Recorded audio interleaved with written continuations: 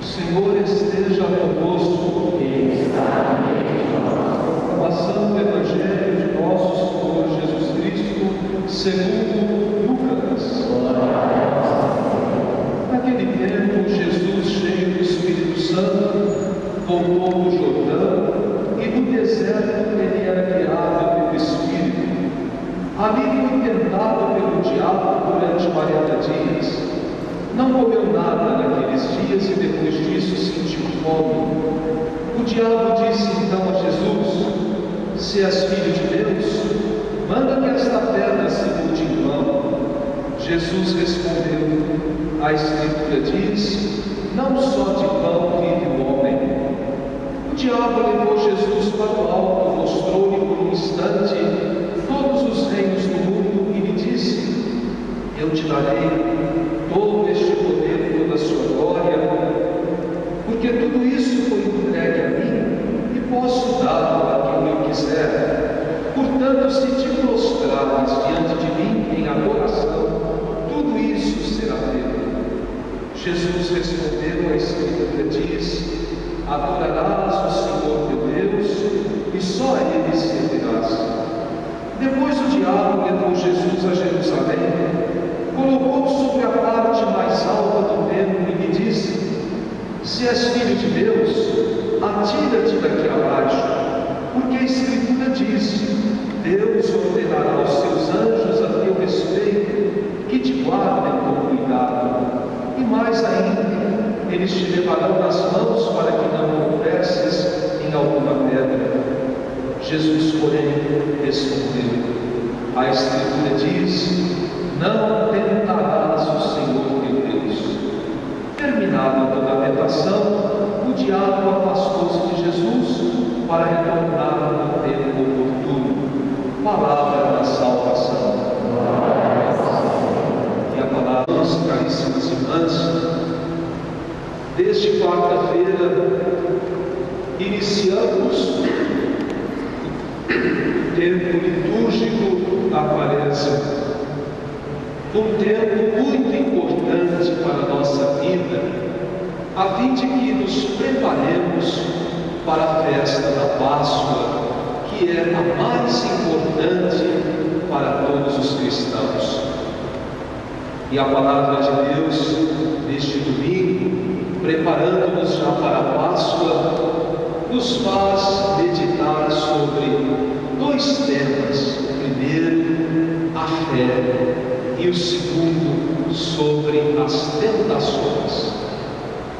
Quando escutamos a primeira leitura do livro do Deuteronômio, nós percebemos uma atitude que os israelitas tinham.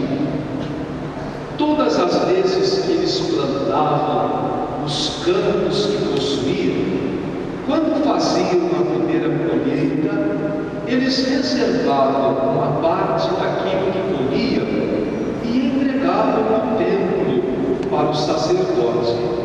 E o sacerdote tinha a missão de distribuir aquilo que ele recebia para os pobres, para os órfãos, para as viúvas. E aquele gesto do israelita revelava que ele tinha fé, e ele ao mesmo tempo agradecia a Deus tudo que esse pai tinha feito dentro da sua vida. E ele se lembrava então de coisas que tinham acontecido com a sua família, com o seu povo, como escutamos na primeira leitura de hoje. A fé é um dom de Deus, e nós não conseguimos ter pleno sentido dentro da nossa vida se não tivermos fé. A fé é confiança em Deus. E para alimentar a minha fé, eu tenho três situações que sempre eu devo possuí-las como vivas dentro da minha vida. Primeiro, o meu passado. Segundo, a própria palavra de Deus. E terceiro, a comunhão, a Eucaristia. O meu passado, Cada um tem uma história. E a nossa história é muito bonita. Às vezes a gente não acha que a história que nós temos seja bonita, mas de verdade ela é, porque é manifestação de Deus em cada dia da nossa vida. Vejamos, meus irmãos, às vezes para chegarmos aqui, nós pegamos uma estrada reta dentro da nossa vida. Não tivemos muitos percalços, não tivemos muitos trabalhos. Outras vezes, a gente saiu por aqui, andou por ali, voltou até ali, e de repente, nós entramos nessa estrada reta, porque Deus estava ali, nos acompanhando, quando nós estávamos mais perto, quando estávamos mais distantes. Tudo o que aconteceu conosco até hoje nos faz perceber a presença de Deus. Quantos dos que aqui estão nasceram, quem sabe, dentro de uma família muito humilde, muito simples? Às vezes aqui no nosso meio existem irmãos e irmãs que passaram por diversos sofrimentos. Às vezes estão passando até agora por sofrimentos. Mas como a vida mudou? Como você conseguiu vencer? Como você conseguiu experimentar o seu dia a dia de uma forma diferente? Quanto crescimento que houve na sua vida pessoal, na vida da sua família, no mundo em que nós vivemos. Isso, meus irmãos, nos faz perceber que Deus caminha conosco, que Deus está constantemente ouvindo a nossa voz, vendo as nossas necessidades. Eu posso dar um exemplo para vocês de uma forma geral. Às vezes nós pensamos que o nosso problema é do tamanho dessa igreja. Deus enxerga esse problema com a sua graça e vê a praça inteira da capital. O que eu quis dizer com isso? Eu vejo um pedaço do meu problema. Deus vê o meu problema inteiro. E por isso eu sou ajudado. Por isso Ele vem ao meu encontro. Por isso Ele derrama de muitas e muitas formas as suas bênçãos dentro da minha vida. Meus irmãos, sejamos sempre muito agradecidos, porque Deus tem nos concedido tantas maravilhas. E que bonito quando a gente sabe agradecer e sabe repartir pelo menos um pouco de tudo aquilo que nós já conquistamos até hoje. Meus irmãos, os pobres nunca vão acabar. Nós sempre teremos pessoas pedindo, necessitadas de alguma coisa no meio do mundo. E eu vou dar um exemplo agora que eu dei nas outras missas que eu celebrei. Vejam, ao redor de qualquer igreja, sempre tem irmãos e irmãs pedindo alguma coisa. E às vezes, quando nós saímos da igreja, eles já se aproximam de nós para pedir. Domingo passado pediram, hoje vão pedir, domingo que vem vão pedir outra vez, e assim por diante. E às vezes a gente até pensa, nossa, domingo que vem eu vou sair por outra porta.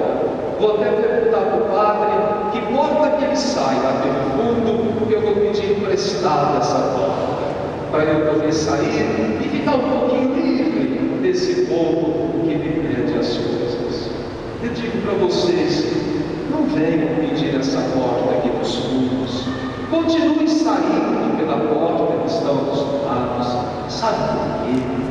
Porque quando a gente vem para a igreja, nós nos sensibilizamos dentro do coração. O nosso coração se torna mais generoso, mais amadurecido, mais doador. E eles sabem que as pessoas que rezam, tem generosidade dentro do coração. Por isso que nós vamos sempre, na medida do possível, ajudar. Acho que foi na missa de quarta-feira de cinzas, quando eu celebrei abrindo a campanha da fraternidade aqui na catedral e ao mesmo tempo, pela minha função atual, abrindo a campanha da fraternidade na diocese inteira. Eu disse para aqueles que estavam aqui: não importa se eu dou apenas uma moeda de 5 centavos, porque é a única que eu tenho, ou se eu doei uma grande quantidade de dinheiro, não importa. O que importa é o meu coração que estava doando naquela hora, aquilo que eu trazia dentro de mim para oferecer aos outros. É isso que agrada a Deus. E eu disse também nas missas de ontem e de hoje: melhor ainda quando eles sabem o nosso nome e eles saem correndo atrás de nós, nos chamando pelo nome. E eu disse: nessa hora nós podemos ter certeza de que os anjos do céu também sabem o nome que a gente tem aqui na terra. Desde Jesus, desde aquela época, muito tempo antes de Jesus, as pessoas se preocupavam com aqueles que tinham necessidades, e a fé faz isso. Por isso que é muito feliz, dentro da sua mente, dentro do seu coração, aquele que sempre consegue abrir a porta da sua casa, uma gaveta que tem em casa, e abrir a porta do coração para ajudar uma criança, para ajudar um idoso, para ajudar um doente, para ajudar uma pessoa que está precisando. Aquilo que a gente ajuda nunca faz falta. Aquilo que a gente nega dói na consciência. Aquilo que a gente ajuda é sempre multiplicado pela graça e pela presença de Deus. A fé nos ensina isso, nos ensina a acreditar em Deus. E as tentações? É um outro tema. Quando a gente fala de tentação, normalmente a gente pensa em coisas imorais. Posso dizer para vocês, essas também são tentações, mas tem tantas outras que nos prejudicam. Primeiro, quando a gente quer uma vida sem problema. Se você é filho de Deus, o diabo disse para Jesus: está com fome? Transforme essa pedra em pão. E Jesus diz: não só de pão o homem viverá. Às vezes, meus irmãos, nós acreditamos muito em nós mesmos e ocupamos o lugar de Deus dentro da nossa vida. Não podemos ser assim. Deus em primeiro lugar. E eu não posso achar que eu vou resolver tudo sozinho. Se por acaso Deus tivesse mandado nesse mundo para construir essa coluna que está aqui como lado, eu tenho certeza que até o último dia da minha vida eu seria o construtor dessa coluna, porque eu vim aqui para isso, para construir essa coluna, e cada um vai entender na sua própria vida o que eu quero dizer, mas eu não vou construir sozinho. Quem vai medir, quem vai saber me iluminar para que eu coloque tudo que é necessário no lugar certo e nada fique torto e ela possa sustentar aquilo que tem para sustentar, é um grande Deus. Ele será o arquiteto que vai edificar. Eu apenas serei instrumento dessa edificação. Vai dar trabalho? Vai. Tem hora que eu vou cansar? Sim. Às vezes eu vou quase desanimar? Sim. Mas eu olho e digo: já construí um pedaço, já construí mais um pedaço, agora falta pouco. E eu vou continuar, porque Deus vai me sustentar. Assim cada um pode interpretar a sua vida. Ninguém constrói sozinho. Nós dependemos de Deus. Mas existe a tentação dentro da gente de construir as coisas sem Deus. Não dá certo, mas a gente pode voltar o caminho da construção junto com Deus. Segundo ponto, nós não podemos idolatrar nada. Nem o nosso dinheiro, nem a nossa família, nem as pessoas, nem os estudos, nada, porque tudo é passageiro. E Jesus disse para o diabo: adorarás somente ao Senhor seu Deus, e a Ele servirá. Meus irmãos, Deus deve ser adorado. As outras coisas são passageiras. Eu posso usar de tudo que eu tenho, mas não me sentir vaidoso, nem orgulhoso e nem superior aos outros, porque eu tenho essa casa, porque eu tenho esse estudo, porque eu tenho esse carro, porque eu tenho aquela roupa, porque eu tenho aquele tênis importado, aquela marca chique, famosa, disso, daquilo outro, porque eu tenho aquele colar, porque eu tenho aquele relógio, porque eu tenho isso, porque eu tenho aquilo. Não, um dia, meus irmãos, tudo isso fica aqui, e eu tenho que me encontrar somente com Deus, a cada dia com a sua graça. Deus em primeiro lugar dentro da nossa vida. E às vezes nós ficamos tentando Deus. Se Deus fizer isso, eu acredito nele.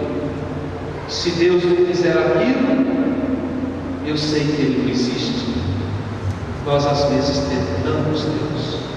E Jesus disse para o diabo hoje: não tentarás o Senhor teu Deus. E aí eu vou encerrando, dizendo assim para todos nós: meus irmãos, a gente não precisa pedir nenhuma prova de nada para Deus, porque só o fato de eu estar vivo é a grande prova do amor de Deus dentro da minha vida. E se Ele me coloca de pé mais um dia nesse mundo, Ele vai cuidar da minha vida. Nenhum mal vai me atingir. Às vezes eu enxergo trevas na minha frente, mas eu enxergo só a catedral. Deus enxerga, como eu disse agora mesmo no presente, a praça inteira da catedral, bem maior do que a igreja, para mostrar: eu enxergo um pouquinho da minha vida, Deus enxerga tudo. Eu sou amado por Ele, Ele não me abandona. Às vezes a gente pensa que a curva foi a última que nós fizemos, que nada, tem um caminho pela frente, outras curvas vão surgir, e em todas elas nós precisamos ter serenidade. O grande calmante espiritual que eu preciso e que todos nós precisamos é pedir a Deus serenidade, confiar nele, saber que Ele não abandona, que Ele sempre está ao nosso lado. E por isso eu convido para que todos vocês peguem o folheto novamente nas mãos, abram o folheto à página 2, e mesmo sentados, eu vou fazer um convite para todos vocês. Nós vamos rezar agora. E não estamos rezando? Sim, estamos rezando. Mas nós vamos rezar juntos agora esse Salmo 90. Eu queria que a gente rezasse assim, meditando em cada verso desse Salmo, para mostrar quem eu sou para Deus, quem é Deus para mim, como que Ele me trata, como que eu sou diante dele, o que eu preciso ter dentro da minha vida. A primeira frase, que é o refrão, é muito bonita. É Deus falando conosco. E depois a gente vai perceber que Ele continua também falando conosco. Vamos juntos rezar. Ao encontrar-me, hei de ouvir e atender. E a seu lado eu estarei em suas dores. Quem habita ao abrigo do Altíssimo, e vive à sombra do Senhor Onipotente, diz ao Senhor: sois meu refúgio e proteção, sois do meu Deus, o qual confio inteiramente. Nem o mal há de chegar perto de ti, nem a desgraça baterá à tua porta, pois o Senhor deu uma ordem a seus anjos, para em todos os teus caminhos te guardar. Precisa de mais alguma coisa, meus irmãos? Se a gente guardar a última frase desse salmo, nós vamos sorrir sempre, mesmo às vezes tendo que chorar. Ele deu uma ordem para os seus anjos, que nos guardem em todos os caminhos. A desgraça vai chegar perto, mas não tomará conta de nós. Nunca seremos desamparados. Ele sempre estará conosco. Creio em Deus Pai,